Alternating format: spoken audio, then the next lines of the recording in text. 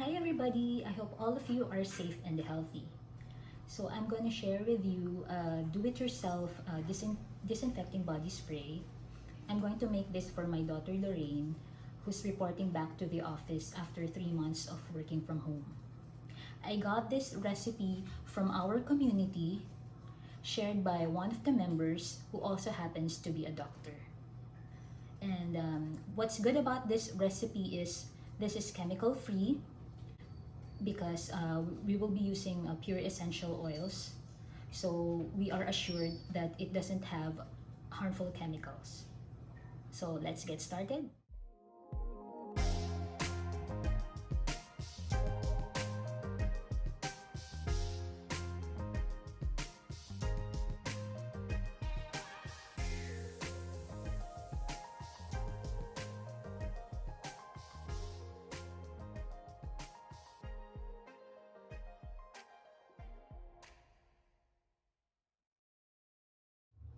Okay, so this is the finished product. Now I'm going to transfer this to this glass bottles. This one is 250 ml. And I will also be transferring this to a 30 ml bottle, which she will put inside her bag so that it will come in handy.